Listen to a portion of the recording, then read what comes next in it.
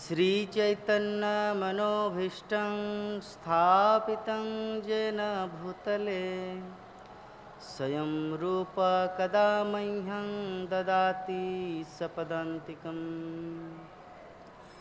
वन्देऽहं श्रीगुरो श्रीयुतापदकमलं श्रीगुरुन् वैष्णवांश्च श्रीरूपं साग्रजातं सहगण रघुनाथान्वितं तं सजीवं साद्वैतं सावधूतं परिजनसहितं कृष्णचैतन्यदेवं श्रीराधाकृष्णपादान् सहगण ललिता श्रीविशाखान्वितांश्च नमो विष्णुपादाय कृष्णपृष्ठाय भूतले श्रीमते भक्तिवेदांत स्वामी नामिने। नमस्ते सरस्वती देवे गौरवाणी प्रचारिणे निर्विशेष शून्यवादी पश्चात् देशतारिणे। हे कृष्ण करुणा सिंधु दीनबंधु जगत्पते गोपेश गोपिका कांत राधा कांत नमस्तुते। तप्त कांचन गौरांगी राधे वृंदावनेश्वरी वृषभानुसुते देवी प्रणमामि हरिप्रिये।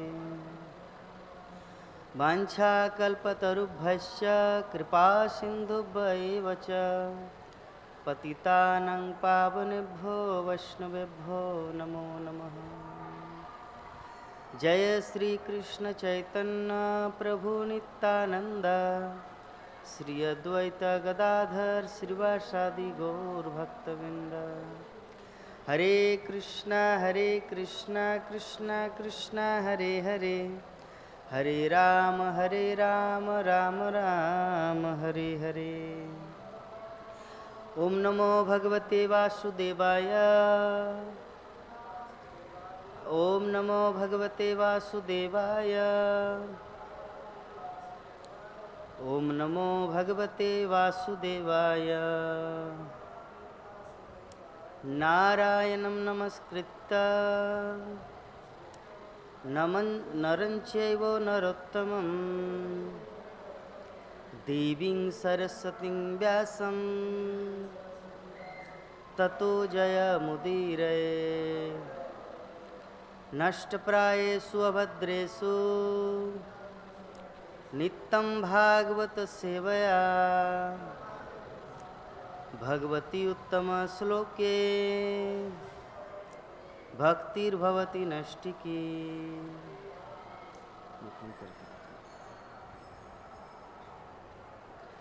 हरे कृष्ण। तो आज हम लोग श्रीमद् भगवद गीता के अष्टम अध्याय श्लोक संख्या 22 इसके ऊपर चर्चा करेंगे।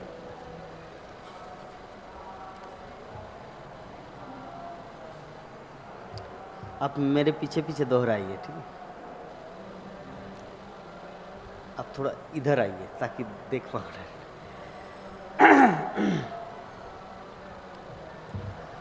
पुरुष स पर पार्थ भक्ता लभस्तनन्यया जशांत स्थानि भूतानि येन सर्वमिदं ततं। पुरुष स पर पार्थ भक्ता लभस्तनन्यया यशान्तस्थानि भूतानि येन सर्वमिदं ततं। पुरुष स पर पार्थ भक्ता लभस्तनन्यया यशान्तस्थानि भूतानि येन सर्वमिदं ततं। अनुवाद और तात्पर्य हिज डिवाइन ग्रेस एसी भक्ति वेदांत जगत गुरु शिल प्रभुपाद के द्वारा अनुवाद। भगवान जो सबसे महान हैं, अनन्य भक्ति द्वारा ही प्राप्त किए जा सकते हैं। यद्यपि वे अपने धाम में विराजमान रहते हैं तो भी वो सर्वव्यापी हैं और उनमें सब कुछ स्थित है। तो ये जो हमारा अध्याय है, अध्याय का नाम है भगवत प्राप्ति। तो भगवत प्राप्ति का सरल अर्थ में अगर इसका विवेचना किया जाए तो भगवत प्राप्ति का अर्थ होता है कि हम लोग ऑलरेडी भगवान के भक्त हैं, परंतु किसी कालवश, क्रमवश, त्रुटिवश हम लोग भगवत धाम से गिर गए हैं। तो गिरने के कारण भगवान ने सोचा कि ऐसा तो नहीं कि ये आजीवन जन्म जन्मांतर इसी में पड़े रहे, इसी जगह में पड़े रहे। इसीलिए भगवान ने करुणावश कृपा करके अर्जुन के माध्यम से इस संसार में भगवत गीता को प्रतिष्ठित किया। क्योंकि भगवत गीता का उद्देश्य है, भगवत मीन्स भगवान और गीता मीन्स बोला गया अर्थात गाया गया। क्योंकि अच्छी वस्तु को गाया जाता है। भगवत धाम में ज़्यादातर जो भी बातें होती है वो गीतों के माध्यम से होता है, संगीतों के माध्यम से होता है। और हम ये भी देख सकते हैं जैसे कोई व्यक्ति जो बात करते लेकिन इतना मधुर होता है जैसे मतलब सुनने में जैसे संगीत सुन रहे हैं। तो इसीलिए ये जो भगवत गीता अर्थात भगवान के मुख से जो निकला हुआ वाणी उसको कहा जाता है भगवत गीता। और वही भगवत गीता के जो 18 अध्याय हैं उनमें से ये जो अध्याय है भगवत प्राप्ति। भगवत गीता, भगवान ने गीता बोला क्यों? भगवत प्राप्ति के लिए। तो आज का जो हमारा ये जो हमारा प्रसंग चल रहा है, जो अध्याय है भगवत प्राप्ति, भगवान श्री कृष्ण की प्राप्ति। तो जो नित्य मुक्त आत्माएं होती हैं भगवत धाम में जो ऑलरेडी हैं, क्योंकि वैकुंठ 75% है और भौतिक जगत 25% है। बात को समझ गए? जैसे एक शहर है, नगर है, महानगर, तो उसमें एक जेलखाना भी रहता है। तो जेलखाना का लंबाई चौड़ाई कितना है? शहर का 100% में से 2%, 1% मान लीजिए, 1% से भी कम जगह में बनाया रहता है। एक शहर कितना बड़ा होता है? उसमें कल कारखाना है, फैक्ट्री है, बड़े बड़े मॉल है, थिएटर है, दुकान है। लेकिन जेलखाना एक छोटे से जगह में बनाया जाता है। तो ये जो भौतिक जगत है, मटेरियल वर्ल्ड, एक जेलखाना है। तो जेलखाना अगर इतना बड़ा हो सकता तो भगवत धाम कितना बड़ा है? बात को समझ गए? हम लोग जब अपनी खुली आंखों से आकाश की ओर देखते कितने सारे तारे हैं। वो तारा कोई मोमबत्ती या लाइट नहीं है, वो एक एक ग्रह है। जैसे ये पृथ्वी ग्रह में हम लोग रहते हैं वैसे ही वो जो तारा है एक एक ग्रह है जहाँ पे जीवात्मा रहते हैं। हाँ, जीवात्मा को सर्वगत कहा गया है। सर्वगत का अर्थ होता है जो हर जगह विद्यमान रह सकते हैं। लेकिन जीवात्माएं जो हम लोग जिस पृथ्वी में वास करते हैं, यहाँ की जीवात्मा की जो जनसंख्या है वो 84 लाख प्रकार के है। लेकिन हो सकता है चंद्रलोक में जीवात्मा उससे भी अलग टाइप के हो। जैसे जलचर में जो जलचर प्राणी होते हैं, मछली या और भी कुछ कुछ, हम लोग जल में पानी के अंदर उतना देर तक नहीं रह सकते, लेकिन वो वहाँ रह सकते हैं। और वो मछली को अगर बाहर निकाल दिया जाए वो भी ज़्यादा देर तक टिक नहीं सकता। तो जब इस पृथ्वी के अंदर ही व्यक्ति के अंदर इतनी विभिन्नताएं हैं तो दूसरे ग्रह की बात तो अलग ही होगा ना। पॉइंट को समझिए। जब पृथ्वी के अंदर इतनी सारी जीवात्माएं हैं, मछली बाहर में नहीं रह सकते, मनुष्य पानी के अंदर नहीं रह सकते, जबकि 84 लाख जीव जौन में पृथ्वी के अंतर्गत बनाया गया ब्रह्मा जी ने, फिर भी नहीं रह सकते। तो जो चंद्रलोक के वासी है, जो अग्निलोक के वासी है, सूर्यलोक के वासी है, वहाँ पे हम लोग कैसे टिक सकते हैं? वहाँ के लिए अलग प्रकार का शरीर निर्माण किया गया है। हमें तथ्य को समझना है। तो एक्चुअली ये जो मानव जीवन का हमारा जो लक्ष्य है, ये मानव जीवन का उद्देश्य है कि हमारे जो खोए हुए बिंदु है उसको पुनः प्राप्त करना। क्योंकि जब तक हम इसे प्राप्त नहीं करेंगे तब तक ये भटकते रहेंगे। कभी कुत्ते के शरीर में जाना है, कभी बिल्ली के शरीर में जाएंगे, तो कभी मगरमच्छ के शरीर में जाएंगे। जैसा हमारा नेचर होगा, क्योंकि प्रकृति के पास नेचर की जितनी सारी, प्रकृति में अलग अलग जिसका जैसा नेचर है, स्वभाव है, उस अनुसार जीवात्मा तैयार किया गया है। बस हो, जैसे जो ईर्षालु टाइप के होते हैं वो अगले जीवन में सांप बनेगा। सांप, क्योंकि सांप ईर्षालु होते हैं। तुमको हिंदी समझ में आता है? ठीक है, सुनो। तो जो ईर्षालु होते हैं वो अगले जीवन में सांप होगा। जो हिंसुक होता है, हिंसुक, दूसरों को हिंसा करना, वो अगले जीवन में बाघ बनेगा, सिंह बनेगा। और जो कुछ भी खाता है बिना कुछ विचार किए, वो अगले जीवन में सुअर बनेगा। आपको पता नहीं सुअर क्या खाते हैं? तो क्योंकि उनको पता नहीं। एक्चुअली खाने के लिए शास्त्रों में, मनुष्य जीवन जो हमें मिला है, शास्त्रों में विधान दिया गया कि क्या खाना चाहिए और क्या नहीं खाना चाहिए, कौन सा भोग अर्पण करना चाहिए और प्रसाद रूप में क्या खाना चाहिए, ये शास्त्रों में उल्लेखित है। लेकिन आजकल मनुष्य क्या करते हैं ना, खाद्य का विचार किए भी नहीं कुछ भी खा लेते हैं।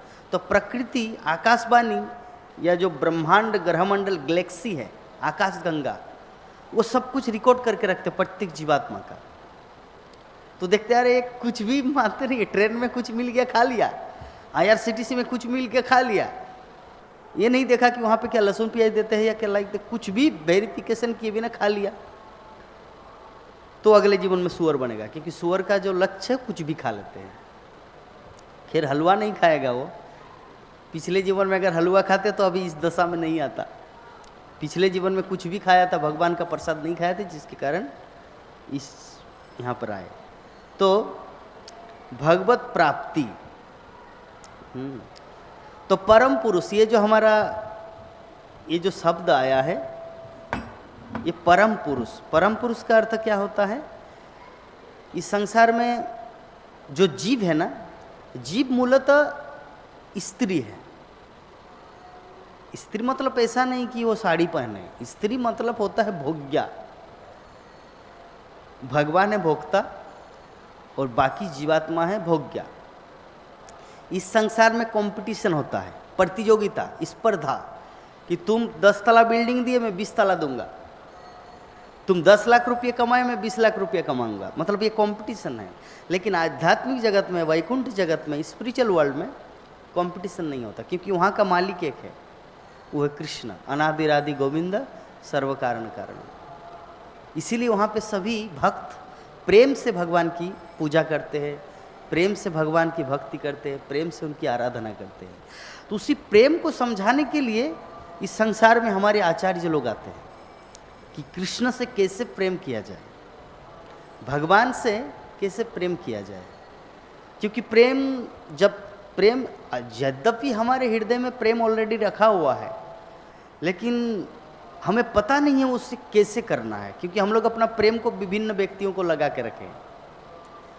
हाँ, जब हमारा उम्र एक छोटे बच्चे का स्थिति था, हमारा प्रेम माँ के ऊपर था, है ना।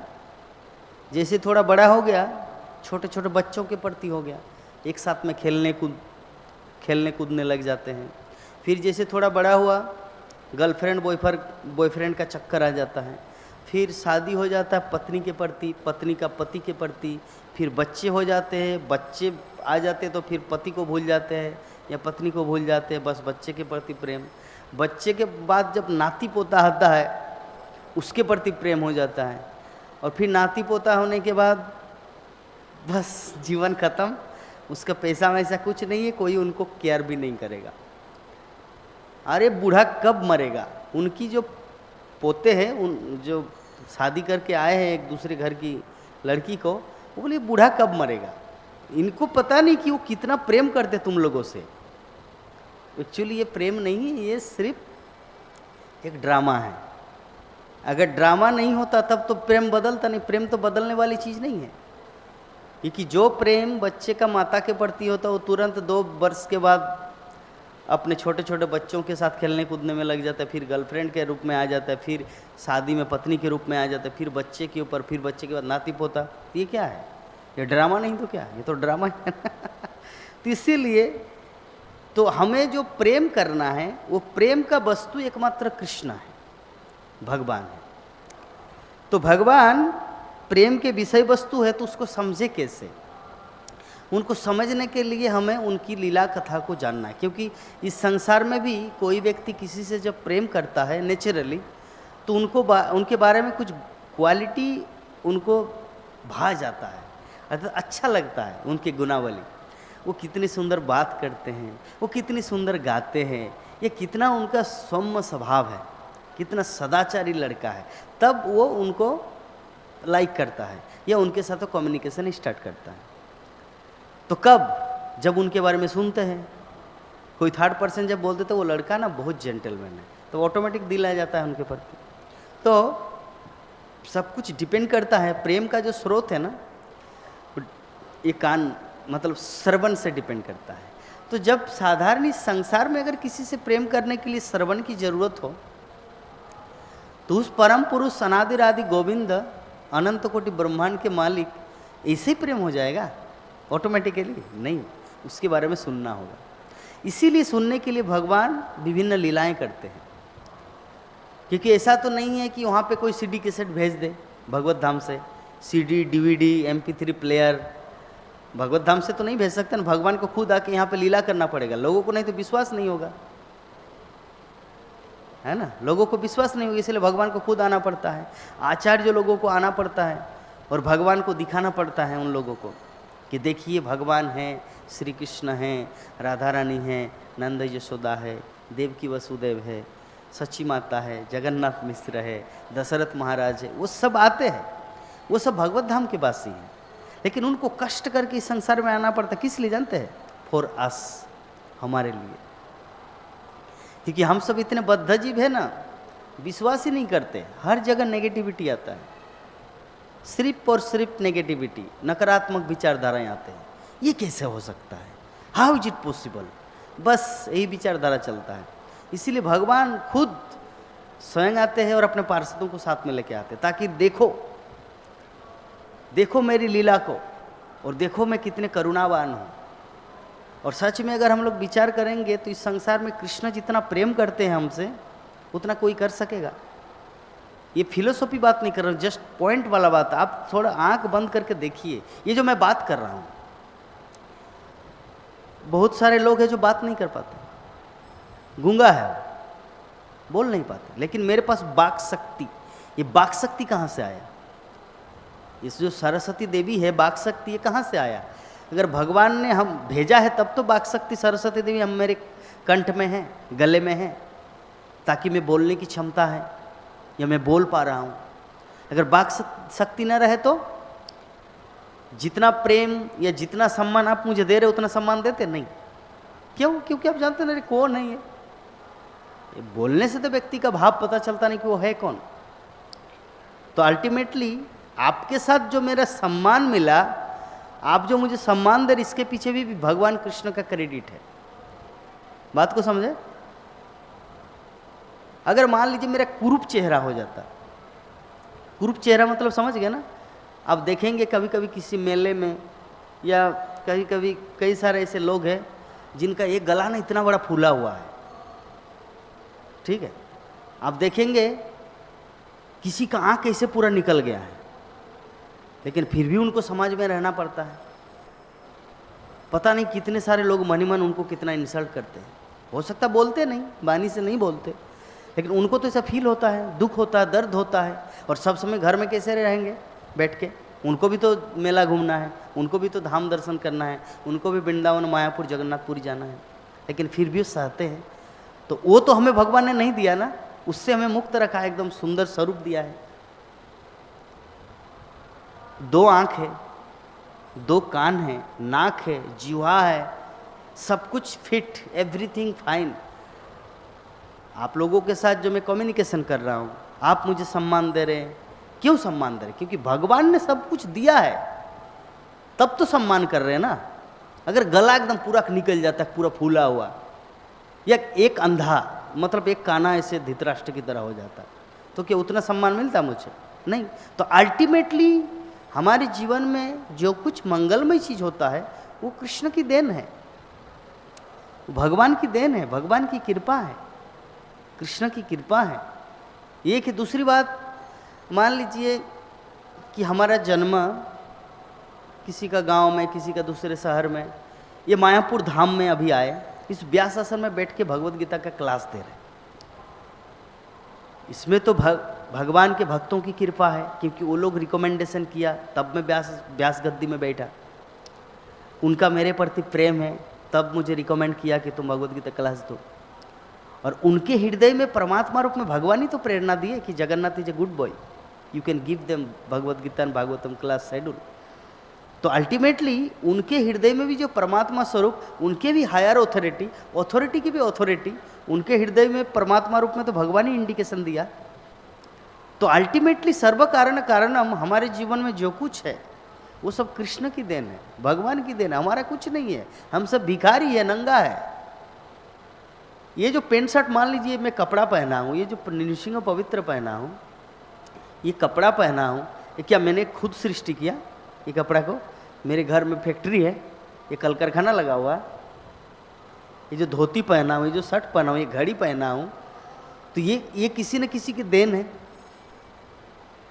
तो अल्टीमेटली पृथ्वी की देन है, प्रकृति से वो लोग बनाए। और प्रकृति कहाँ से आया? मया दक्षिण प्रकृति सूयते सचराचरम। तो अल्टीमेटली उसमें भी कृष्ण का ही हाथ जाता है। तो इस प्रकार अगर हम लोग थोड़ा विचार करेंगे तो देखेंगे कि कृष्ण से कैसे प्रेम किया जाए। वो हमें इतना कुछ दे के रखे, नहीं तो नंगा बाबा होके घूमते है ना, हरिद्वार के या किसी कुंभ मेला में नंगा बाबा होके घूमते, लेकिन हमें सब कुछ दिया है, रोटी, कपड़ा, मकान, घर, रहने के लिए घर दिए हैं, सुंदर घर। बहुत सारे ऐसे लोग जो अघोरी हैं, अघोरी मतलब समझ, जिनका घर नहीं होता, वो भी तो मनुष्य हैं, वो भी तो कृष्ण का नित्य दास है। फिर उनको क्यों नहीं मिला, मुझे क्यों मिला? समझने वाली बात है ना। ऐसा नहीं कि मैं बहुत हाईली क्वालिफाइड हूँ, बहुत ही उच्च गुण संपन्न हूँ और वो एकदम गटर का कीड़ा है, ऐसा थोड़ी है। क्योंकि भगवान क्या बोलते हैं, ममे वांश जीवलोके जीवभूत सनातन। तो ऐसा थोड़ी कि ममे वांश जीवलोके में एकमात्र मैं ही हूँ जगन्नाथ देवदास, और बाकी नहीं है। वो भी है, लेकिन फिर उनकी वो सुविधा क्यों नहीं है? वो सुविधा मुझे क्यों दिया है? तो मेरा तो ग्रेटिट्यूड होना चाहिए ना भगवान के प्रति प्रेम करने का। जब वो इतना प्रेम कर रहे मुझे, इतने सारे लोग आवारा की तरह घूम रहे, कितने सारे कुत्ता बिल्ली, वो भी कृष्ण का नित्य दास है, वो भी आत्मा है, वही आत्मा है। लेकिन कोई सांप जोनी में है, कोई खरगोश जोनी में, कोई बिल्ली, कोई चूहा, लेकिन वो मुझे मनुष्य बनाया, भगवान की कथा बोलने की सौभाग्य दिया। इस जीवा से कृष्ण नाम उच्चारण हो रहा है, इससे बड़ी सौभाग्य है? अल्टीमेटली कौन दे रहा है? वही परमपिता भगवान श्री कृष्ण। तो जब हम लोग इस प्रकार विचार करेंगे ना प्रत्येक चीज का, जैसे चलिए पानी पी रहे हम लोग, तो पानी पीते, पानी कहाँ से आया? आप रेगिस्तान में जाइए कभी, जैसलमेर या राजस्थान, वहाँ पे जाके देखिए रेगिस्तान का हाल। या कुछ दिन पहले जब पाकिस्तान का क्या हाल हुआ था, पानी के लिए तरस रहे थे बूंद बूंद का। अभी भी अफ्रीका में कुछ कुछ ऐसा जगह है जो गंदा पानी पीते सभी, लेकिन हमें स्वच्छ पानी मिलता है, पूरा गंगा पानी प्योर वाटर। गंगा पानी मतलब क्या है? भगवान के चरण धोत पानी, दिव्य है। और वो गंगा पानी, वहाँ स्नान करने का सौभाग्य मिल रहा है। जिस गंगा स्नान के लिए जीवात्मा 84 लाख जीवन कितना तपस्या, कितना वेटिंग करना पड़ता है, तब कभी वो धाम यात्रा करते हैं। और उस धाम में मैं हूँ, ये हम सब है। तो महाप्रभु कितना कृपा किए है। तो इसे कहा जाता है कृष्ण कथा। जब हम लोग इस प्रकार विचार करेंगे, जब हम लोग इस प्रकार, हरे कृष्णा, जब इस प्रकार हम लोग भगवान श्री कृष्ण के प्रति ग्रेटफुलनेस, मतलब इधर है ग्रेटफुलनेस, कृतज्ञता ज्ञापन करेंगे ना, तो ऑटोमेटिकली उनके प्रति हमारा प्रेम होगा। क्योंकि कृतज्ञता जितना रहेगा भगवान श्री कृष्ण के प्रति, उतना ही हम लोग कृपा आशीर्वाद पाएंगे। कृतज्ञता, ग्रेटफुलनेस। जैसे एग्जाम्पल, जैसे आप लोग यहाँ पर बैठे हुए हैं, मायापुर में हजारों 7,500 गृहस्थ भक्त हैं, आप लोग यहाँ पे 2 भक्त बैठे हुए हैं। तो अगर मैं कैमरा की तरफ देखूं, आप लोगों की तरफ नज़र ही ना दो, अरे ऑनलाइन में हजारों लोग देख रहे हैं, आप लोग मुझे देख रहे हैं और मैं कैमरा की तरफ देख रहा हूँ, ये कृतज्ञता नहीं है। ग्रेटफुलनेस मीन्स क्या? आप मुझे सम्मान दे रहे, मेरा कर्तव्य आपको समझाना, ठीक है। तो उसी प्रकार भगवान श्री कृष्ण हमें इतना फैसिलिटी दिया है, इतना कुछ दिया है। अगर एक एक चीज़ का बारीकी से अध्ययन करेंगे। अच्छा चलिए एक दूसरा एग्जाम्पल देते हैं। संसार में कितने सारे यवन हैं। यवन का मतलब क्या होता है? यवन का अर्थ होता है जो वैदिक संस्कृति को फॉलो नहीं करते, चाहे वो हिंदू हो, चाहे वो हिंदू ही क्यों ना हो। चैतन्य चरितामृत में श्रील प्रभुपाद तात्पर्य में लिखते हैं कि यवन या म्लेच्छ, म्लेच्छ का अर्थ होता है जो व्यक्ति जो वैदिक साहित्य में जो रूल्स रेगुलेशन दिया गया है, अगर उसको फॉलो नहीं करता तो हिंदू परिवार में क्यों जन्म क्यों न ले, उसको म्लेच्छ कहा जाए। म्लेच्छ सिर्फ मुसलमान नहीं होते हैं, म्लेच्छ हिंदू भी होते हैं। अगर वो वैदिक साहित्य की मीट मछली खाना, वो म्लेच्छ है वो। हाँ, मीट मछली खाना म्लेच्छ है। ऐसा थोड़ी कि गोमांस खाने वाला म्लेच्छ होता है, कोई भी मांस खाने वाला म्लेच्छ होता है, चाहे वो चूहा का मांस हो, कुत्ता का मांस हो, या बकरी का हो, मुर्गी, किसी का भी म्लेच्छ होता है। तो हमें कितना बड़ा सौभाग्य प्राप्त हुआ, हम लोग म्लेच्छ परिवार में जन्म नहीं लिए, हम लोग एक अच्छे सुसंस्कृत वैष्णव परिवार में हमारे जन्म हुआ है। तो ये तो भगवान की कृपा से हुआ ना। ऐसा थोड़ी कि कौन से स्कूल में हमने कोई डिग्री दिया था कि अगले जीवन में हमें सुसंस्कृत ब्राह्मण फैमिली में या कृष्ण भक्त इस्कॉन डिवोटी के फैमिली में जन्म होगा। ऐसा कोई रिकॉर्ड है? हमको पता है क्या? नहीं पता है ना। आपको भी नहीं पता, मुझे भी नहीं पता, माता जी को भी नहीं पता। तो अल्टीमेटली कृष्ण की कृपा, कुछ भी जो अच्छा चीज़ हो ना, डायरेक्ट क्रेडिट हमें कृष्ण को देना है, तब वो डबल चक्रवृद्धि ब्याज के रूप में और ज़्यादा से ज़्यादा आएगा। ठीक है। तो परम पुरुष कौन है? हम लोग समझ गए, कृष्ण। परम पुरुष है कृष्ण, अनादिरादि गोविंद सर्व कारण कारणम। और जितना हम लोग परम पुरुष को समझेंगे उतना हम लोग अपने आप को समझेंगे। अपने आप को समझना मतलब कृष्ण को समझना। आत्म साक्षात का अर्थ होता है कृष्ण को समझना। कृष्ण को समझेंगे, अपने आप को समझेंगे। जैसे चावल का एक दाना, जब हम लोग राइस बनाते हैं, एक दाना हो जाता है, मीन्स जो हंडी के जितने सारे दाना है चावल का सभी पक गया। तो उसी प्रकार कृष्ण को समझ गया मतलब हम अपने आप को समझ गए।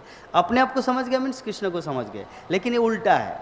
अपने आप को समझने में मतलब ऐसा भूल नहीं करना जैसे मायावादी चिंतक करते हैं। जैसे मायावादी, निर्विशेषवादी, वो लोग क्या करते हैं?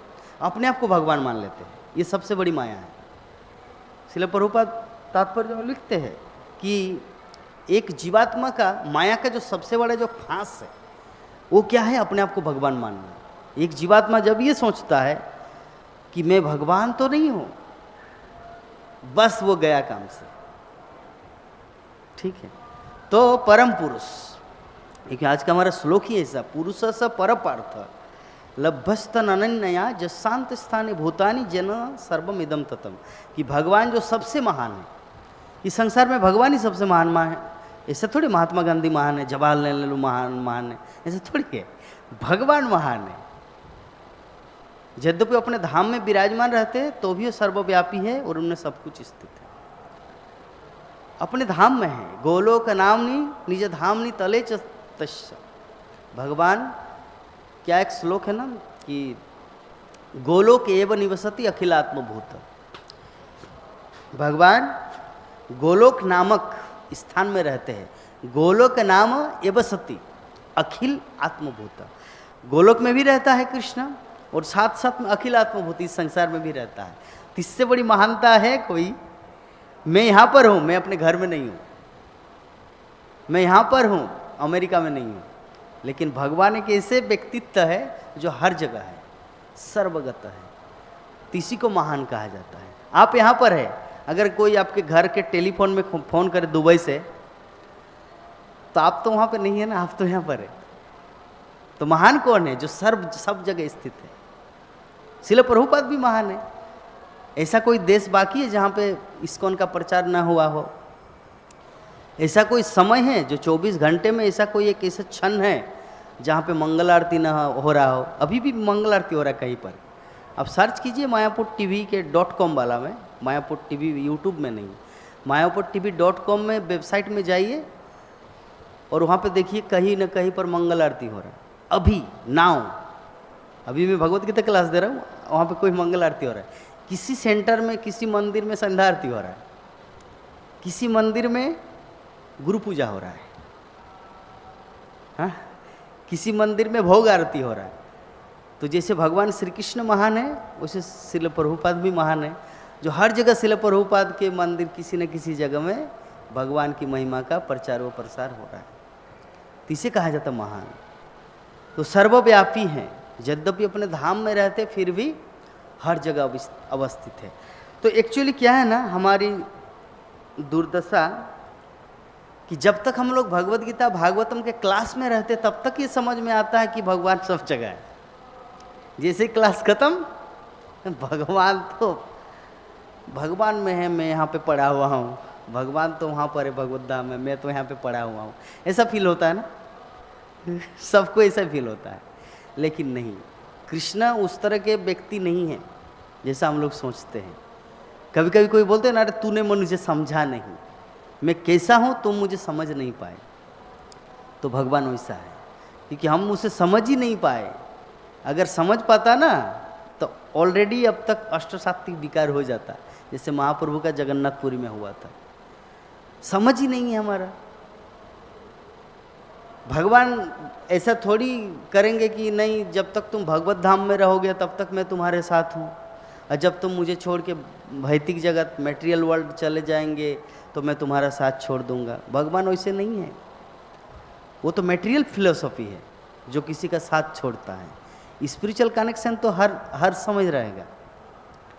जो स्पिरिचुअल है, आध्यात्मिक चीज़ जो होता है ना, वो कभी टूटता नहीं, वो हर समय रहेगा। बात को समझ गए? मैं बहुत इंटरनल मीनिंग वाला बात बता रहा हूँ। मटेरियल चीज़ क्या है ना, कि हमारे पूर्व पुरुष मर गए। गुरुदेव कभी मरता है? जो व्यक्ति सोचते कि गुरुदेव मरता है तो अभी तक गुरु तत्व समझा ही नहीं, गुरु तत्व अभी तक उनको समझ ही नहीं आया। गुरुदेव कभी नहीं मरता, क्योंकि गुरुदेव आध्यात्मिक कनेक्शन होता, आत्मा के साथ उनका कनेक्शन है, इस शरीर से रिलेटेड नहीं है। अगर शरीर से रिलेटेड देखा जाए तब तो हम भी छोटे बच्चे थे पहले, एक समय था, और एक समय आ जाएंगे एकदम पूरा वृद्ध बन जाएंगे।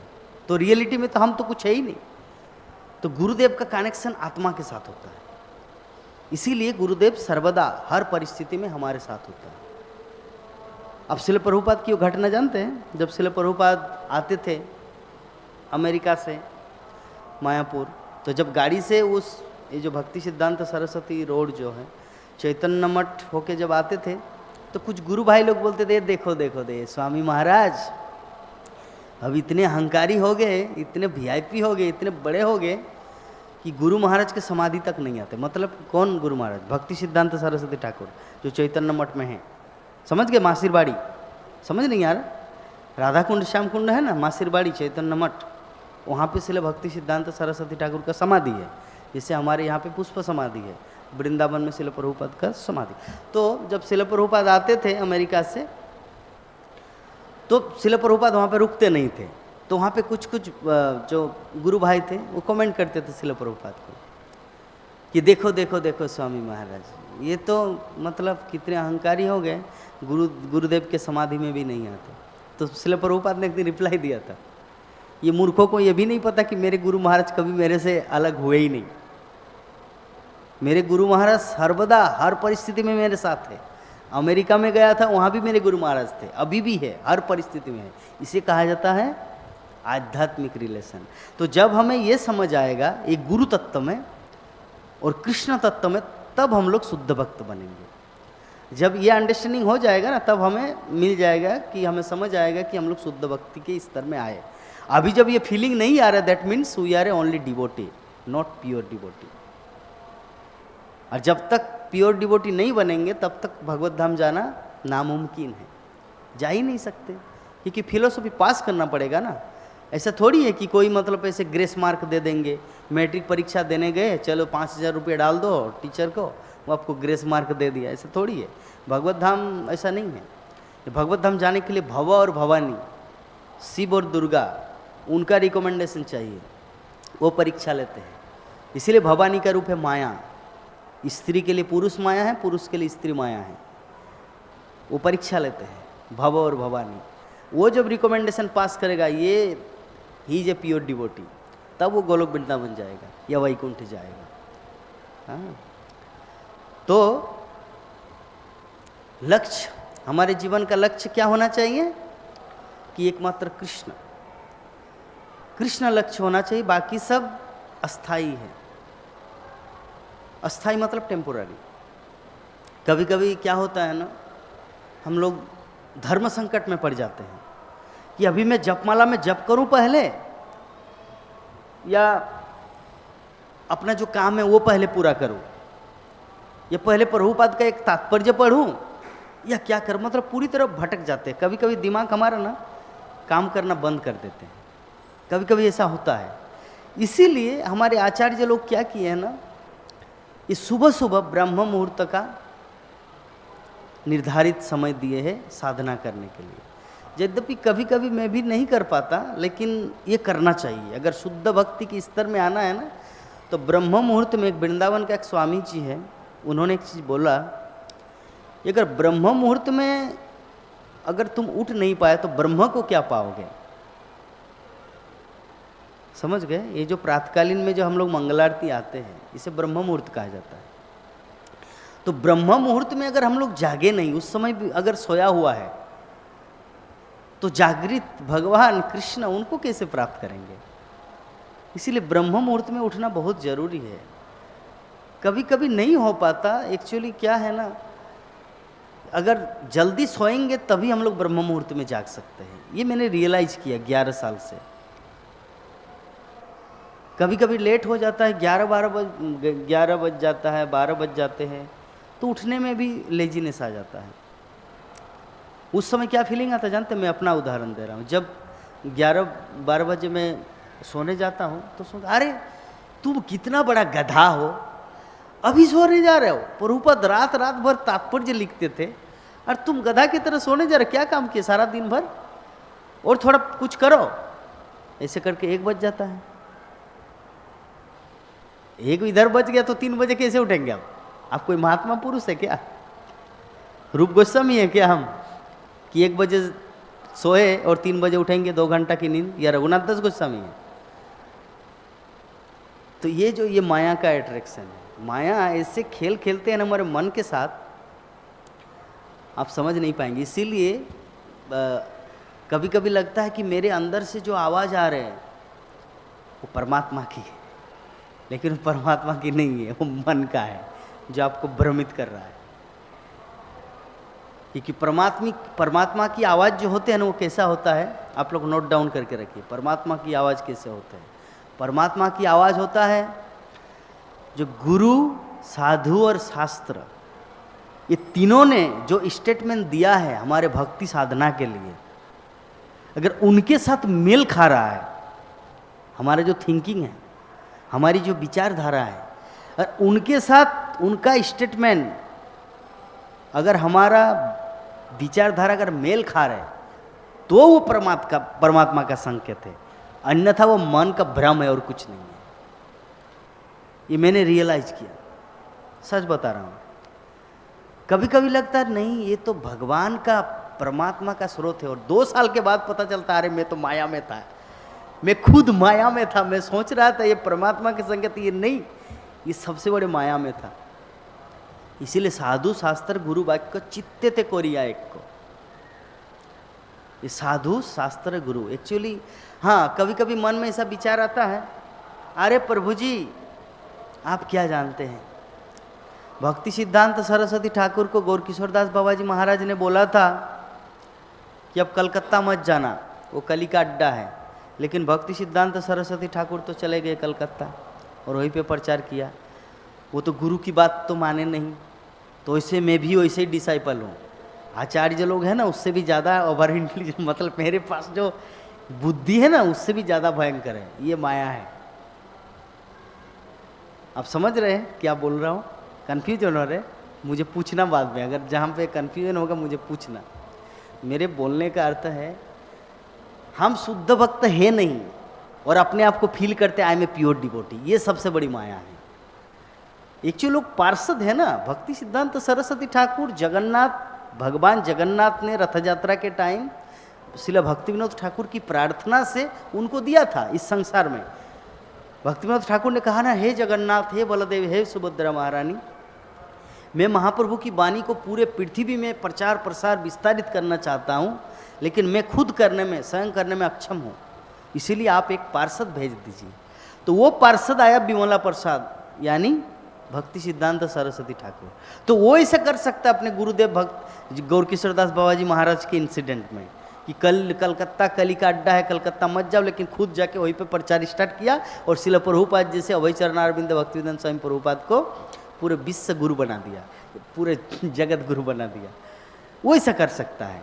लेकिन अगर हम भी वैसे नकल करने में लग जा रहे, मेरे गुरु है नरोत्तम दास ठाकुर है, विश्वनाथ चक्रवर्ती ठाकुर है, शास्त्रों में इतनी कुछ जो वाणी है, वाक्य जो है, अरे उससे भी ज़्यादा बुद्धि मेरे पास है, जो ऐसा थिंकिंग आ गया ना, that means you are in maya, आप माया में हैं। हाँ, तो ज्ञान कर्म योग अपूर्ण है, ये मार्ग शुद्ध भक्ति के बिना अधूरे और सीमित है। ये जो हमारा ज्ञान है, कर्म करते, अरे कर्म करो अच्छा, सब ठीक हो जाएगा। कर्म अच्छा करने से भी कुछ नहीं मिलने वाला है अगर भक्ति ना हो। कितने संसार में ऐसे अच्छे कर्म, श्रील प्रभुपाद बार बार महात्मा गांधी का उदाहरण देते हैं। वो अच्छा ही कर रहे थे लेकिन गीता को छोड़कर, सिर्फ गीता का नाटक। अरे भगवान कृष्ण क्या बोला, श्रील प्रभुपाद ने उनको लेटर लिखा था पर्सनली, वो भी उनके पास समय नहीं है देखने का, मर गया। क्यों मरा? इसी कारण मरा क्योंकि जो अपूर्ण व्यक्ति होते हैं ना, वो किसी महापुरुष की बात को मानते नहीं। और उस समय प्रभुपाद को पहचान भी नहीं पाए थे ना, वो तो अभी तो इसको इस्टेब्लिश ही नहीं हुआ था। 1947 के पहले की बात बता रहे हैं। इसकोन का इस्टेब्लिशमेंट हुआ 1966 में, है ना, 1966 में। तो अभी तो महापुरुष सारे जगत के लोग तो श्रील प्रभुपाद को पहचान नहीं पाए थे ना, तो महात्मा गांधी कैसे पहचानेंगे? ये भी एक दुविधा की बात है।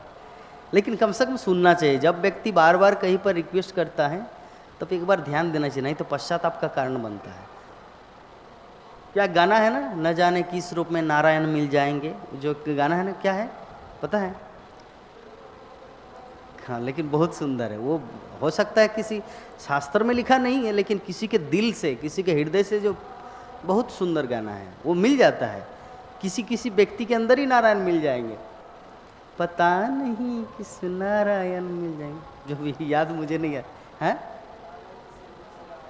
हाँ, पता नहीं किस रूप में नारायण मिल जाएंगे। तो जब अभय चरणारविंद भक्तिवेदांत स्वामी प्रभुपाद विभिन्न तरीके से महात्मा गांधी से मिलने के लिए बहुत ट्राई किया था। देखिए, तुम जल्दी से वहाँ से निकल जाओ राजनीतिक से और भगवत गीता के प्रचार प्रसार में लग जाओ, उनको बोला था पर्सनल लेटर में, ध्यान ही नहीं दिया और अकाल मृत्यु हो गया बेचारा। तो जो भी है, ये सब सीमित है। इसीलिए ज्ञान हो, कर्म हो, कुछ भी हो, और अनन्यता। अनन्यता का अर्थ क्या होता है? अनन्यता का अर्थ होता है मन, जो हमारा मन है, हमारी वाणी, हमारा कर्म, सब कृष्ण केंद्रित करना है। अगर हम लोग कहीं पर असफल भी हो जाते हैं ना, तो युधिष्ठिर महाराज की तरह धैर्य धारण करना होगा। युधिष्ठिर महाराज के मन में एक बार ऐसा भावना आया था, जब पासा खेल रहे थे, जुआ। तो जुआ जब खेल रहे थे, शकुनी चाल चल रहे थे, दुर्योधन बोल रहे मामा 8, 12, 15 ऐसे कर रहे थे। वो सब समय जीत रहा था, लेकिन युधिष्ठिर एक बार भी नहीं जीता। लेकिन फिर भी युधिष्ठिर विचलित नहीं हुआ, वो डिस्टर्ब फील नहीं किए। क्यों? उनका विश्वास था कि इस लीला के माध्यम से भी भगवान श्री कृष्ण कुछ प्रतिष्ठित करना चाह रहे हैं, कुछ प्रतिष्ठित करना चाह रहे हैं। तो ऐसे ही ये not only Yudhishthir Maharaj life, ये हम सभी भक्तों के जीवन में कभी असफलता, कभी सफलता, हमारे जीवन में से आते रहते हैं। कभी कभी 16 माला जप कठिनाई से होता है, बहुत कठोर, बहुत ही कष्ट करके होता है, और कभी कभी इजीली हो जाता है। मैं खुद हैरान, कल मैं सोच रहा था कि पिछले साल मैं 64 माला जप करता, जानते हैं, कंटिन्यू 1 महीने 64 माला जप किया था। 64 माला मतलब समझ 8 घंटा, और बाकी काम भी कर रहे थे, बाकी काम भी और भक्ति साधना सब कुछ 64 माला जब भी करते थे। और कल मैं जब कर रहा था 16 माला कंप्लीट होने में पता नहीं 4 घंटा लगा। मैं सोच में पड़ गया है, ये होता समय का फेर। इसीलिए समय बलवान होता है। जिसका जो समय होता है ना, उस समय के साथ अगर किया जाए ना तो अच्छा होगा। अगर एक पूरा दोपहर में आप हरे कृष्ण महामंत्र जप करेंगे, धूप में कहीं पर पहाड़ में चल रहे, आपका बहुत परेशानी फील होगा। लेकिन मंगल आरती के टाइम या ब्रह्म मुहूर्ति के समय जब, जैसे साक्षात कृष्ण के साथ आप है। आप खुद ही रियलाइज करके देखिए। आप लोग मंगल आरती आते हैं, हाँ, कभी कभी या एवरीडे जो भी हो, जिस दिन आप मंगल आरती है तो राधा माधव का दर्शन करते हैं, उस दिन ऐसा थोड़ा फीलिंग आ जाता है ना कि भगवान के कितने निकट है हम, आता है ना। लेकिन जिस दिन थोड़ा देर हो जाता है, सूर्य उदय हो जाता है, उसके बाद बिस्तर से उठते हैं, कैसा फील होता है कि देख यार रे हम गधा, कैसा फील होता है। बार बार पश्चाताप, अंदर से ग्लानि फीलिंग होता है। तो ग्लानि फीलिंग क्यों होता है?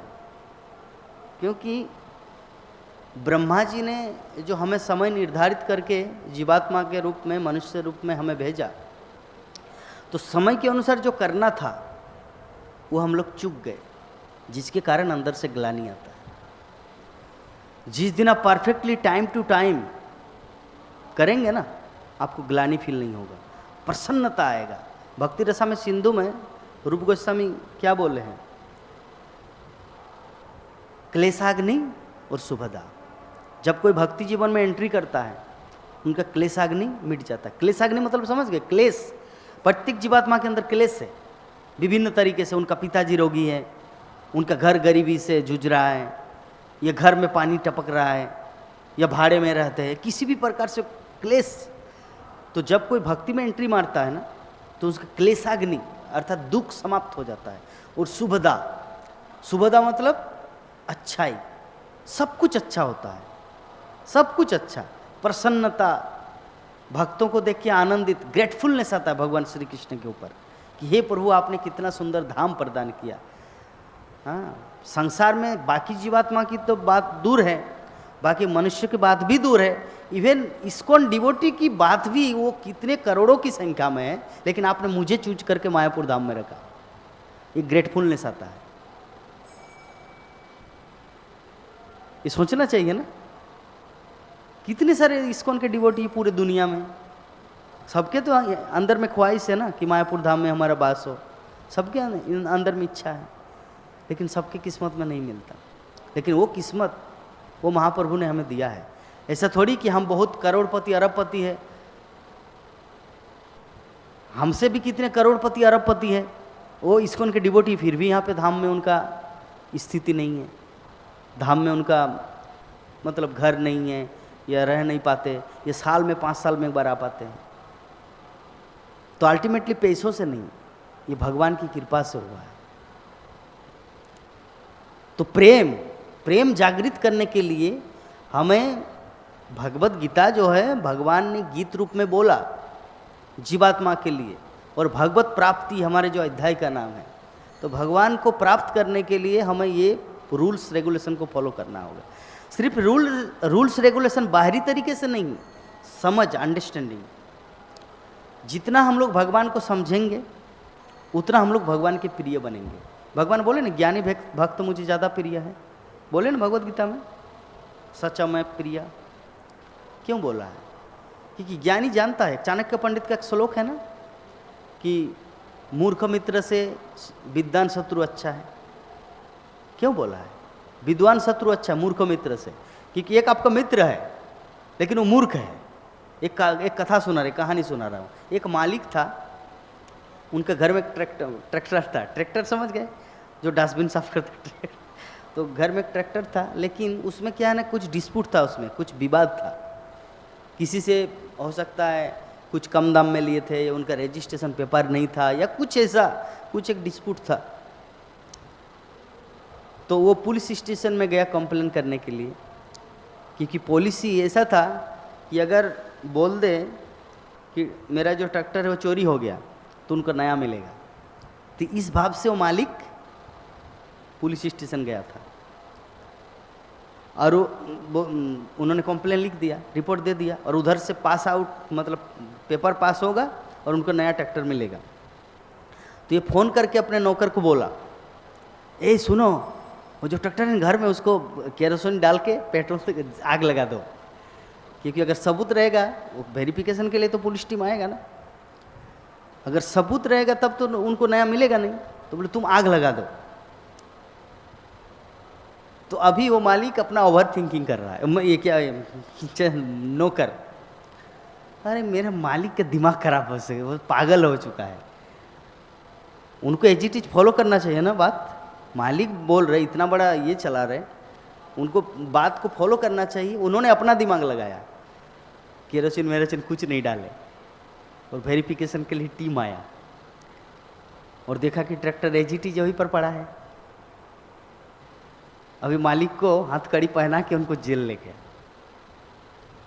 इसीलिए चाणक्य पंडित बोलते हैं, मूर्ख मित्र से विद्वान शत्रु अच्छा है। तो उसी प्रकार भक्त तो सभी है, सभी भक्ति में आ जाते हैं, लेकिन जो ज्ञानी भक्त होते हैं, ज्ञानी भक्त मतलब थोड़ा ज़्यादा से ज़्यादा भगवान के विषय में सुनो, भगवान के विषय में जानो। जितना कृष्ण के विषय में हम लोग सुनेंगे जानेंगे, उतना हम लोग कृष्ण के प्रिय बनेंगे, क्योंकि उनको पता तो चलेगा ना कि भाई ये मुझे जान रहा है, ये मुझे जानता है कि मैं इनके लिए क्या कुछ कर रहा हूँ।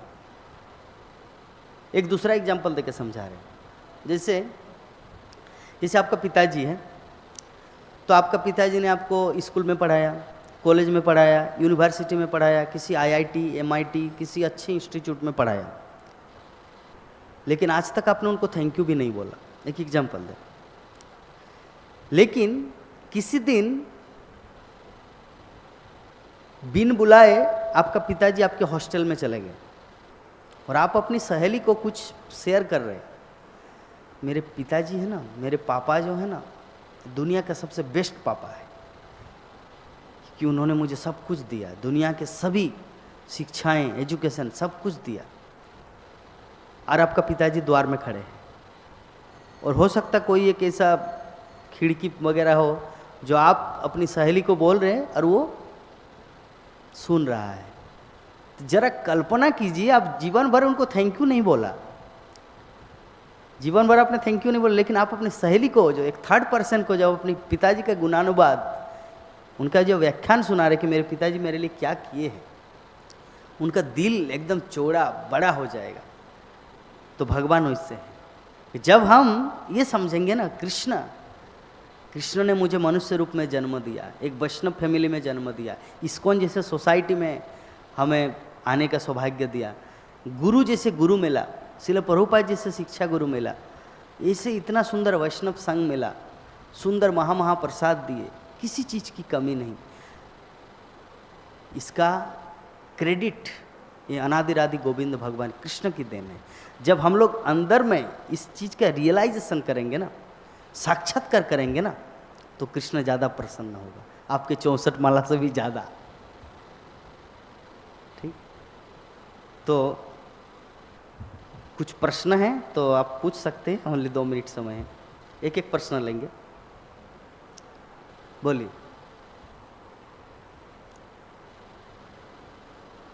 बोलिए प्रभु जी, कुछ क्वेश्चन है? कुछ क्वेश्चन था ना आपके मन में, आप बोल रहे थे ना?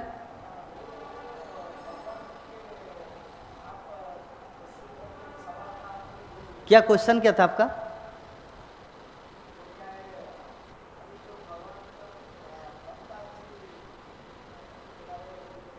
हाँ जी जी,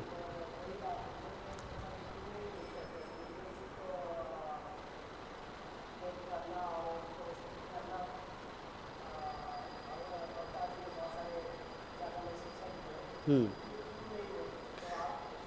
हाँ, एक्चुअली गुरुदेव से मिलना चाहिए वो इसी स्तर में, लेकिन शिल प्रभुपाद का स्तर उससे भी बड़ा था। वो सब समय गुरु महाराज को अपने हृदय में रियलाइजेशन करते थे। तो जिनके हृदय में इसे रियलाइजेशन आ चुका है कि गुरु महाराज मेरे साथ है, हाँ, तो नहीं जाने से भी चलेगा। लेकिन दृष्टि से बचने के लिए, अरे कितने अहंकारी हो गया, देखो गुरु महाराज की समाधि में नहीं जा रहा है, हमें जाना चाहिए। हमें आचार्यों का नकल नहीं करना है, हमें अनुसरण करना है, उनकी शिक्षा को लेना है। ठीक है।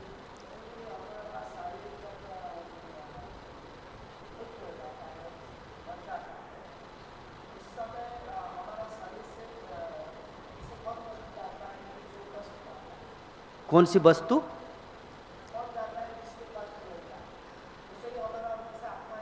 हाँ, आसक्ति। आपका जो प्रश्न है कि आत्मा तो अनादि है, वो कभी तलवार से काटा नहीं जा सकता, अग्नि से जला नहीं जा सकता, पानी से भिगोया नहीं जा सकता, तो फिर कौन सी ऐसी वस्तु है जो शरीर से जाते हैं तो फिर आत्मा को कष्ट होता है? वो कष्ट होता है आसक्ति। ये आसक्ति, जैसे मान लीजिए आपका 10 लाख रुपए का गाड़ी है और एक्सीडेंट में कहीं पर कुछ खरोच आ गया, तो आपका उसके प्रति आसक्ति है ना, आपका कुछ नहीं